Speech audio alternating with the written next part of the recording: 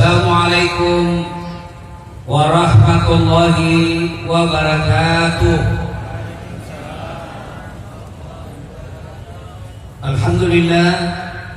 Alhamdulillahi rabbil alamin. Wa bihi nasta'inu ala umuri dunya waddin. Asyhadu an la ilaha illallah wa asyhadu anna Muhammadan abduhu wa rasuluh. Allahumma salli ala sayyidina Muhammad wa ala alihi wa sahbihi ajma'in. Amma ba'd. Faqad qala Allah subhanahu wa ta'ala fi kitabil karim wa huwa asdaqul qailin. A'udzu billahi minasy syaithanir rajim. Bismillahirrahmanirrahim. Ya ayyuhalladzina amanu taqullaha haqqa tuqatih wa la tamutunna illa wa antum muslimun. Wahai orang-orang yang beriman, bertakwalah kalian kepada Allah dengan sebenar-benarnya takwa, dan janganlah kalian mati kecuali dalam keadaan beragama Islam. Ayat ini tiap Jumat dibacakan khatib. Tidak sah khutbah Jumat apabila khatib tidak membaca ayat ini. Kenapa ayat ini diulang-ulang tiap pekannya? Karena peringatan ini sangat penting. Apabila Bapak Gubernur di kantor Gubernur setiap pekannya ada pengumuman yang diulang-ulang tiap pekan, maka pengumuman dan perintah itu pasti penting. Ayat ini tiap Jumat dibacakan khatib. Tidak sah khutbah Jumat apabila khatib tidak membaca ayat ini. Berarti ayat ini sangat penting. Jangan kamu mati. Rasa-rasanya tidak masuk akal ini ayat. Jangan kamu mati. Berarti kita yang tentukan itu mati. Bila saat jangan ku mati nah. Berarti saya yang ngatur. Jangan mati. Berarti mau besok, mau lusa, mau setelah menikah, mau sebelum menikah. Yang mau saya. Jangan kamu mati. Rasa-rasanya tidak masuk akal kan? Orang kaya, orang miskin, mati. Raja-raja, mati. Rakyat biasa, mati. Duda, mati. Jangan dulu. Semua mati. Berarti yang jadi masalah bukan mati. Sebab apa? You siap atau tidak pasti mati. Berarti yang jadi masalah illa wa antum muslimun, kecuali dalam keadaan beragama Islam. Berarti ayat ini Allah ingin sampaikan kepada kita, wahai dasar, kamu lahir agamamu Islam, kau dewasa ngurus KTP kau tulis agamamu Islam, kau nikah syariat Islam, bikin SIM tertulis agama Islam, tapi hati-hati, belum tentu kau bisa mati dalam keadaan Islam. Allah ingin ingatkan kepada kita, hati-hati kalian, belum tentu matimu mati dalam keadaan Islam. Siapa mereka? Contoh aja jangan marah. Contoh, lagi sabung ayam digerebek, didapat sama polisi. Jangan lari. Polisi syariat katakan jangan lari, masih lari. Dicari sama polisi, jangan lari, masih lari.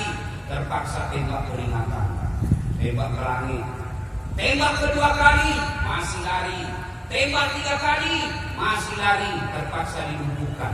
Kakinya ditembak, kepalanya dikena. Saya tanya teman polisi, bagaimana ceritanya? Kakinya ketembak, kepalanya dikena. Dia bilang waktu ditembak, ya coba Ustaz. Pantas aku kena kepalanya. Mati. Dia ditengarai mati dalam keadaan kafir. Kenapa? Dia mati lagi dalam keadaan maksiat. Nah, sebabnya selalu diingatkan. Anak muda ngelem box, dia campur lem tikus. Dan kau campur lem Korea tidak mau buka mulut-mulut. Ngelem. Mabuk dia, mabuk setengah dia ambil motornya. Bayangkan saudara-saudara, mabuk setengah naik motor, dia listrik di dikira aspal. Wah, mati kafir kau. Kenapa? Kau dalam keadaan kafir. Inilah sebabnya Allah selalu ingatkan tiap pekan, hati-hati, bisa kau mati dalam keadaan kafir. Salah satu sebabnya karena kalian hobi dan suka makan makanan haram.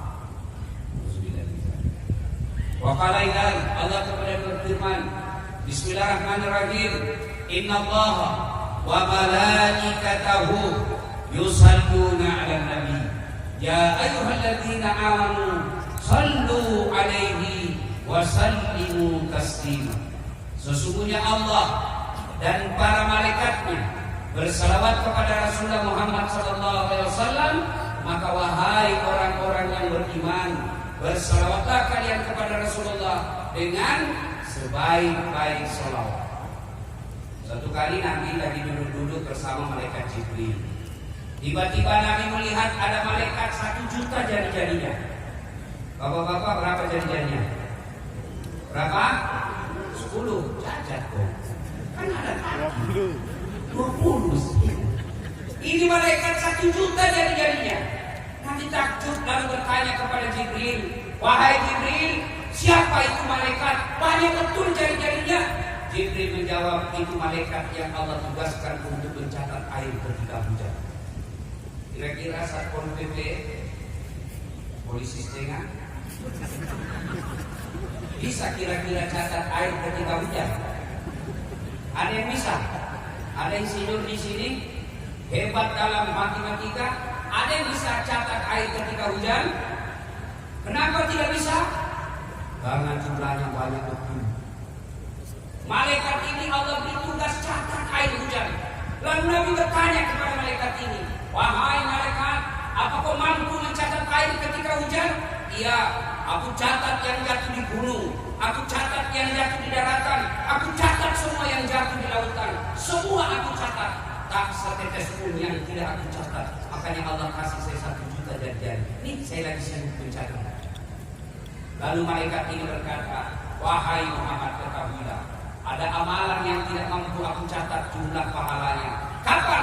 Ketika umatku berkumpul di Masjid Baitur Rahman Banda Aceh, masjid kebanggaan masyarakat Banda Aceh. Mereka memperingati tahun baru Hijriah, lalu mereka bersama-sama bersalawat kepadamu. Aku tidak mampu mencatat betapa banyaknya pahala yang mereka dapatkan malam itu. Subhanallah. Maka kalau kumpul begini jangan ragu-ragu Pak, selawat. Kenapa? Ketika kita umat Islam kumpul seperti ini, rame-rame berselawat, malaikat tidak mampu mencatat betapa banyaknya pahala orang yang berselawat. Yuk kita selawat. Siap? Siap? Tapi kita dengar dulu mana lebih kencang suaranya ibu-ibu orang Aceh daripada suaranya bapak-bapak. Bisa? Nah, bapak diam, kita dengar dulu ibu ya. Ibu, selawat bareng-bareng Bu. Yuk. Salatullah ala toha salatullah salamullah.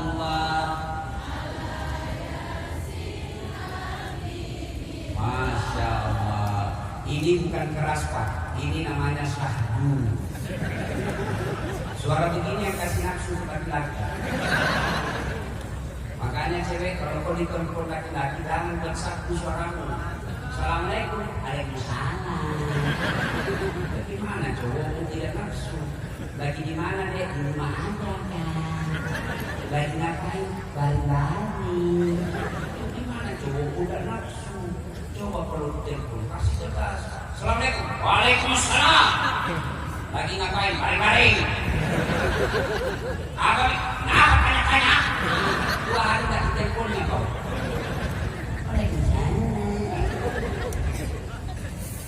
Ibu diam, kita dengar dari bapak-bapak. Dengar ya? Pak, jangan mempermalukan laki-laki. Ayo. Ibu diam, kita dengar nih bapak-bapak nih.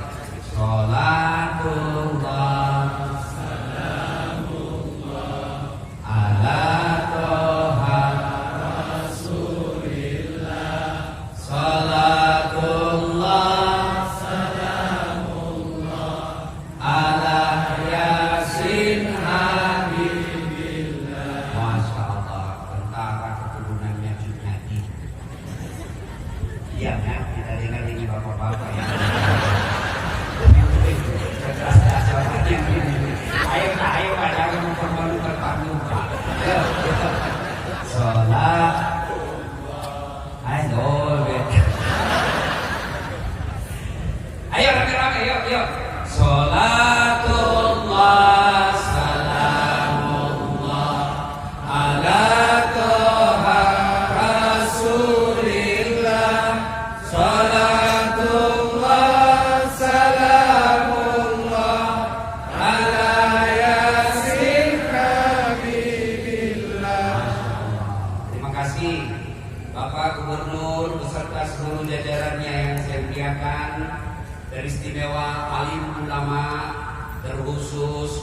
Walingangro yang insya Allah dimuliakan dan dirahmati oleh Allah Subhanahu wa Ta'ala.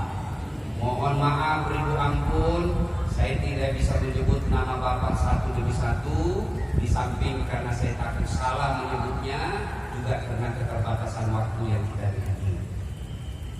Bu Bapak, saudara-saudara sekalian, ketika Islam belum disebarkan, belum turun ke Mekah, orang di Mekah waktu itu Tuhannya ada 4: Lata, Manat, Uzza, Hubal. Dan hebatnya mereka membuat Tuhan berdasarkan status ekonomi.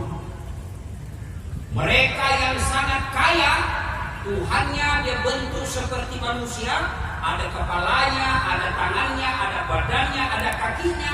Benda yang dibikin satnya terbuat dari emas yang paling kaya. Yang agak kaya terbuat dari tembaga. Yang miskin dari kayu.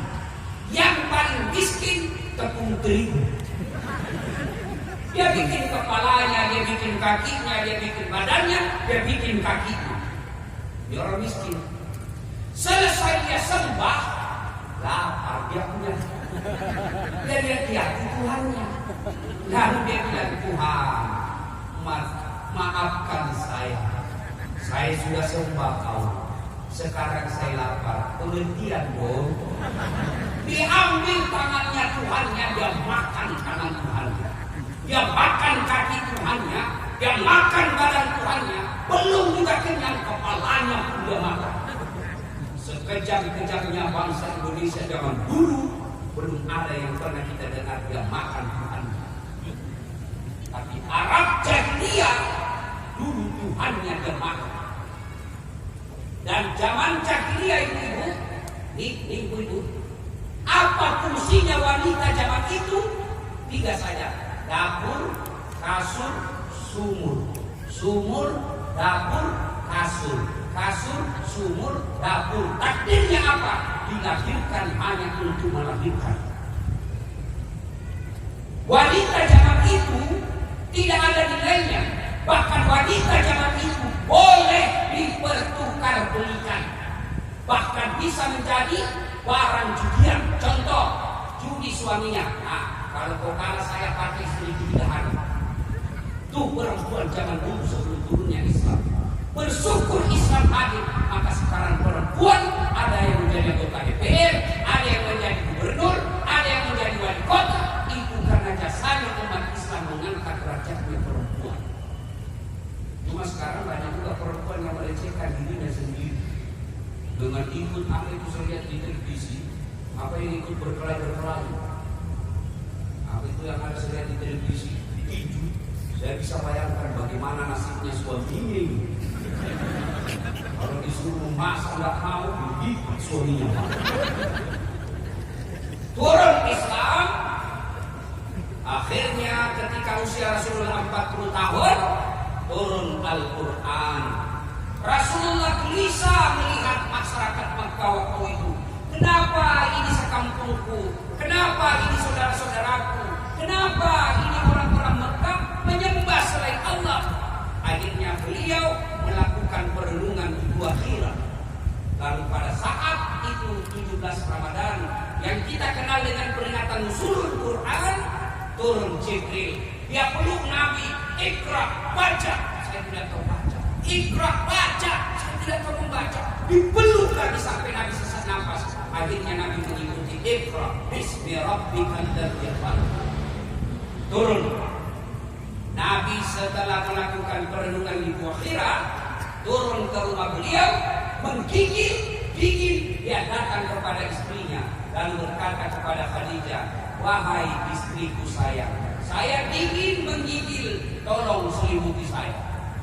Bapak-bapak yang ada di sini, kalau misalnya bapak menghilang 3 hari 3 malam, tidak ada kabar, pulang rumah menggigil, sampaikan ke istri, Bu, saya menggigil, tolong selimuti saya. Kira-kira apa jawaban istri bapak? Apa langsung diselimuti? Tidak, diinterogasinya dulu kita, Pak. Dari mana kau, mana handphone pulang-pulang menggigil? Khadijah tidak.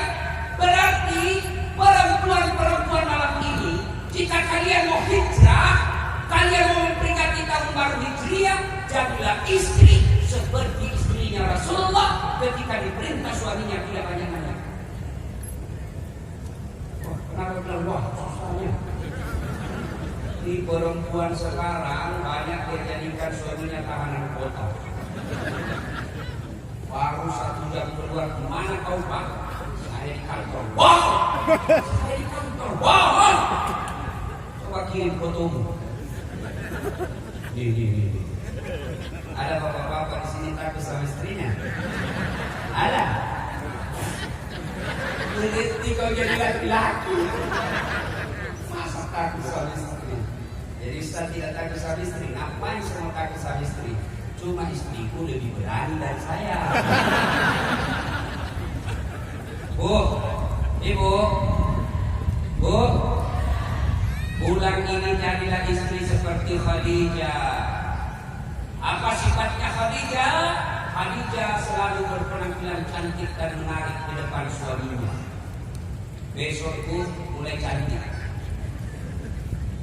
Banyak juga salah tafsir. Mantan-mantan sudah dengar ceramah begini, besok mau pulang suaminya dikunci 3 rambutnya. Pakai baju renang, slop tinggi. Pulang suaminya langsung astagfirullah, kesurupan istriku. Yang proporsional. Lain kali kita bahas soal istri. Karena ini kita cerita tahun baru. Nah sudah, Nabi kemudian mendakwakan Islam. Tapi mendakwanya hanya japri, jaringan pribadi. Yang didakwai hanya keluarga-keluarga dekat. Yang diislamkan hanya mereka yang betul-betul dekat dengan Rasulullah. Maka dari kaum wanita, pertama masuk Islam Khadijah. Dari kaum tetua, sahabat Nabi yang pertama masuk Islam Abu Bakar Siddiq. Dari golongan muda, Ali bin Abi Thalib. 3 tahun Nabi dakwah. Awal-awal 3 tahun Nabi dakwah, berapa saja pengikutnya? 11 orang. Di Nangro Aceh Darussalam ini ada nggak kira-kira ulama? 3 tahun dakwah pengikutnya cuma 11 orang. Ada. Kalau saya dakwah 3 tahun 11 orang yang ikut, berhenti saya jadi ustaz. Apa ini pekerjaan 3 tahun kita dakwah cuma 13 orang yang ikut. Rasulullah awal dakwah, siapa yang mengikuti mereka? Bukan kepala dinas, bukan bangsawan. Siapa golongan yang pertama mengikuti Islam? Kaum hamba sahaya. Beda pembantu dengan hamba sahaya. Kalau pembantu digaji tiap bulan, pembantu punya hak asasi. Tapi hamba sahaya hak milik, tidak punya hak asasi. Hamba sahaya itu ya hak milik. Sama misalnya bapak punya handphone. Namanya bapak punya handphone, terserah mau dibanting, mau direndam, mau dijual, terserah. Kenapa bapak punya? Itu namanya budak. Maka masuklah Islam. Tapi Nabi berdakwah sembunyi-sembunyi. Tapi alhamdulillah, setelah keislaman Umar bin Khattab, lalu Umar masuk Islam. Setelah Umar masuk Islam, beliau berkata kepada Nabi, "Ya Rasulullah, apa yang kita dakwakan ini benar, apa yang kita dakwakan ini barang baik. Kenapa kita mesti dakwah sembunyi-sembunyi?" Kata Nabi, "Umar, kita kan minoritas. Kalau kita dakwah terang-terangan bahaya, hancur kita." Kata Umar bin Khattab, "Tenang ya Rasulullah. Kalau ada yang coba menghalangi dakwahmu ya Rasul, saya yang hadapi mereka." Masya Allah, Umar Pak paling jago di Mekah waktu itu.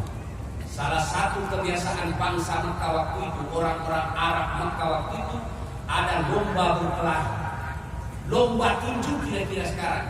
Dan Umar bin Khattab tidak pernah kalah. Begitu hebatnya Umar bin Khattab, diriwayatkan iblis aja kalau berpapasan sama Umar, minggir iblis. Begitu perkasanya Umar. Tapi ketika ketemu dengan istri Umar, Umar lembut hati. Jadi perkasa di luar, di dalam rumah kalau sama istri lembut hati. Dan suatu ketika ada sahabat yang selalu diomeli sama istrinya, ngomel aja kerjaan istrinya, mau dilaporkan kepada Umar. Waktu itu Umar jadi presiden, dengan harapan mau melapor ini, dilapor sama Umar, mudah-mudahan istrinya ditegur sama Umar. Begitu dekat dengan rumahnya Umar, dilihatnya Umar juga dimarahi sama istrinya. Ya Rasulullah, kemarin saya lihat Anda dimarah-marah sama istri, kok diam-diam saja? Apa? Dengar ini bapak-bapak, dengar nih Pak. Apa jawaban Umar? Begitulah cara saya berterima kasih kepada istriku yang telah hamil, melahirkan dan membesarkan anak. Ibu, Ibu, masih ingat waktu hamil Ibu? Enak enggak? Susahnya 11 bulan menderita, 9 bulan.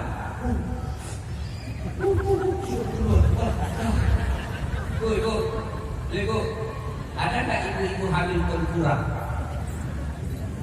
7 bulan tidur kurang, 9 bulan itu tidak terkurang, tahan. Bapak-bapak, 1 minggu saya tidak terkurang, pusing. Itulah hebatnya. Ibu, masih ingat waktu melahirkan? Ada nggak ibu-ibu melahirkan senyum? Mentang-mentang istri kepala dinas senyum aja dia keluar nak.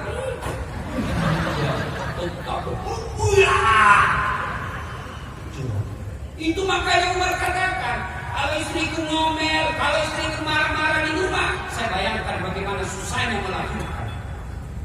Paling kalau bapak-bapak kan stres ketika kita apa, ngidam istrinya. Sampai-sampai di Makassar ada yang tanya sama saya, Ustaz, apa tanya supaya berhenti ngidam istri? Saya bilang, ngidam apa istrimu Pak? Dia bilang, nanti dia bisa tidur kalau dia lihat saya di atas lemari. Orang betul itu cobaanmu. Jadi kalau istrinya mau tidur jam 9, saya 9 sudah lari dia tidak makan. Sudah berhenti, kalau bodoh-bodoh itu sama istrinya. Jangan juga kita berluar bidah. Kata Umar, yang ketiga, begitu kalau istri marah sama saya, sang ngomel istri saya bayangkan bagaimana sulitnya ketika menyusui. Ibu-ibu masih ingat waktu menyusui? Masih? Ada tak ibu-ibu ingat waktu usianya 7 bulan anak? Waktu tumbuh giginya. Begitu digigit ada yang gigit. Kok gigit saya?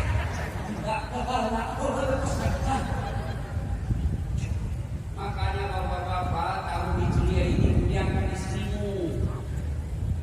Ya. Hargai istri.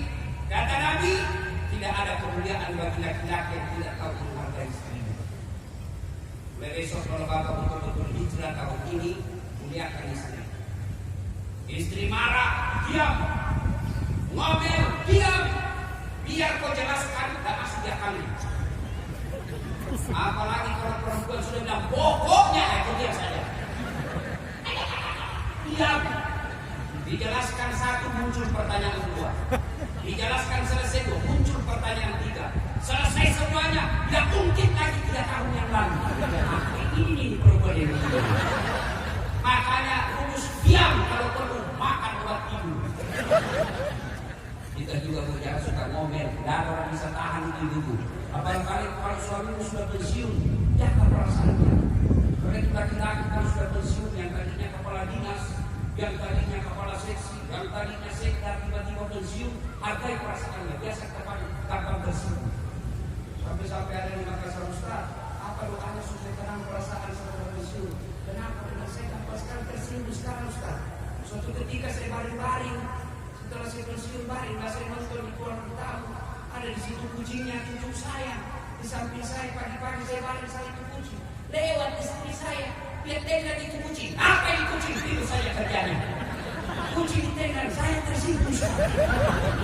Rasanya kalau saya pensiun. Makanya kalau bapak mendapat jangan terlalu sombong, kalau pensiun menunggumu. Aku mau sombong dengan jabatan. Pensiun bagi kita itu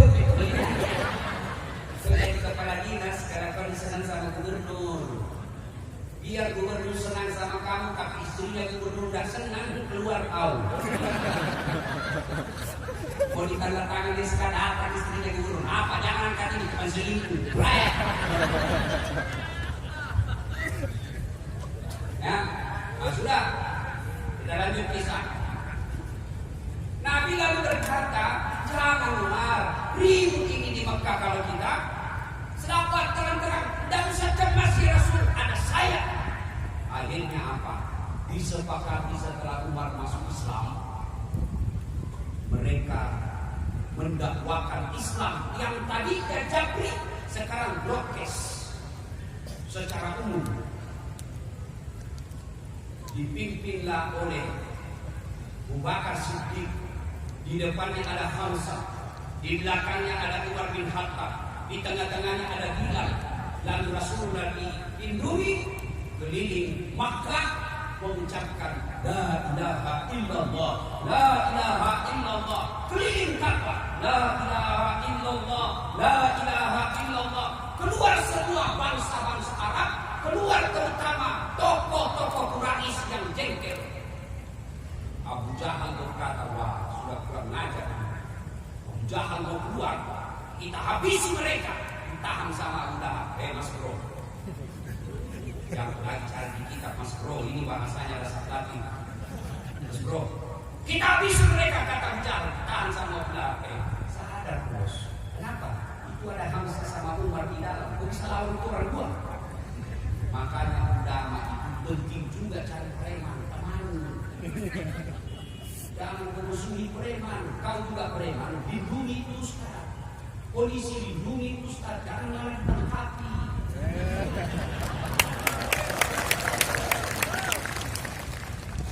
Kalau polisi Indonesia bagus, polisi itu yang kurang ajar. Nanti mau habis proses 3 jam peran tidak pernah muncul-muncul. Begitu mau selesai film baru dia muncul lagi polisi dia ini. Mr. Pijen. Kalau polisi Indonesia baik. Jangan musuh polisi, jangan musuh polisi. Ribut hidup kita kalau tidak ada polisi. Bayangkan kalau rumah kita dihancurkan, istri diperkosa, anak kita dibunuh, harta kita dijarah. Datang ke polisi, tolong Pak polisi cari pelakunya. Apa kata polisi? Mohon maaf, baru saya Polres Tumbang. Jangan musuh polisi. Saya pergi ceramah, macet, dan bisa terang mobil saya. Siapa yang saya cari? Penghafal Quran? Bukan. Saya baca Yasin 3 kali, tidak kayak mobil. Siapa yang saya cari? Polisi dari lintas, makanya kan polisi. Pun kalau ada yang minta uang di jalan, nah kita doakan dia kembalikan dia. Ya, akhirnya apa? Dakwalah Islam mulai seterang-terangan. Yang tadinya sembunyi-sembunyi didakwakan secara terang-terangan. La ilaha illallah, tiada Tuhan selain Allah, jangan sembah kecuali Allah. Marah Abu Jahal, marah Abu Lahab, marah Abu Sufyan. Ini tokoh-tokoh Arab waktu itu. Kenapa mereka membenci Nabi? Apa karena membenci Islam? Tidak, karena mereka sombong, menolak kebenaran, menganggap remeh Nabi. Dia katakan, siapa lu Muhammad? Yuk anak baru kemarin, saya senior, yuk baru-baru, masa kau menjadi bos? Ini biasa di kantor gubernur banyak begini. Dengan siapa itu? Baru masuk, mau dipromosi. Saya ini sudah 15 tahun tidak dipromosi. Betul ini yang baru masuk dipromosi. Kenapa? Otaknya pintu 4, cepat loading. Kamu 15 tahun, otakmu pintu 1. Lambat loading. Dijelaskan sama gubernur lagi tidak paham. Disuruh bikin surat Pak Gubernur. Mana? Baru ini. Belum sudah namanya itu dong. Tahu dong? Beleng-beleng. Tahu beleng-beleng? Dong? Tahu dong? Beleng-beleng. Coba. Akhirnya dakwah Nabi secara terang-terangan. Makin hari makin banyak masuk Islam. Makin hari makin banyak masuk Islam. Akhirnya musyawarah Abu Jahal. Musyawarah mereka. Saudara-saudara sekalian, ini Muhammad makin dibiarkan makin menjadi-jadi. Semakin hari agama nenek moyang kita makin tersudut. Harus ada tindakan ini.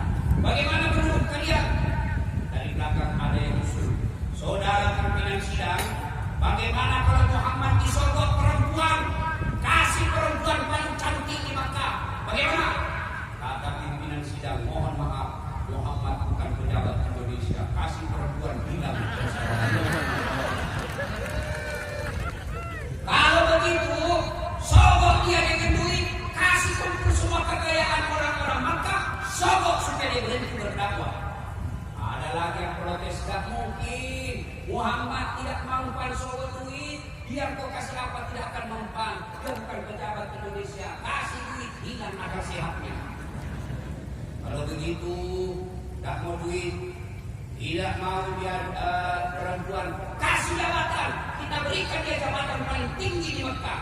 Kata pemimpin Sinan, tidak mungkin dia tidak mempan di Sogor dengan jabatan. Lalu bagaimana? Apa yang harus kita lakukan? Dari belakang ada yang usul.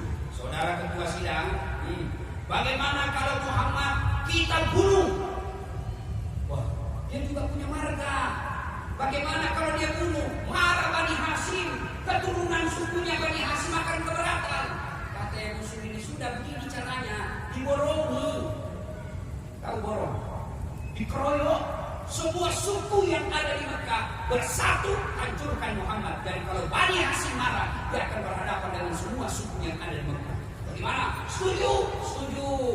Kapan? Jangan tunda-tunda. Kapan? Sebentar malam. Oke, rapat memutuskan sebentar malam Muhammad kita bunuh. Rapat ini rahasia negara, tidak boleh ada yang bocorkan. Kalau ada yang bocorkan, maka kita penggal hidup-hidup. Setuju? Setuju. Pulang beserta rapat. Ada yang gosip sama istrinya. Bu, ada rahasia. Ini tadi saya ikut rapat internal gubernur, tidak boleh bocor nih. Apa? Muhammad mau dibunuh sebentar malam. Tapi jangan ngomong ya, ini rahasia. Siapa?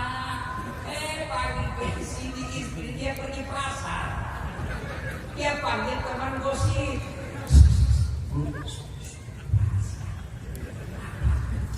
Ngomong, ini rahasia ya. Hanya kau yang saya kasih tahu. Siap apa? Muhammad sebentar malam mau dibunuh. Ngomongnya, kau hanya kau saya kasih tahu. Jujur. Ini yang sudah dikasih tahu, dia pergi ke tetangganya.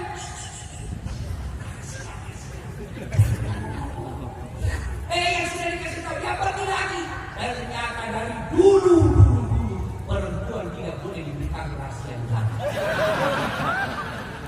Jadi Pak Gubernur, kalau ada rahasia kantor jangan beritahu istri, pasti bocor. Nih, bukan gosip. Saya tadi ada lewat, saya pun di gosipnya. Saya tadi lewat, saya lihat itu juga bajunya yang di YouTube.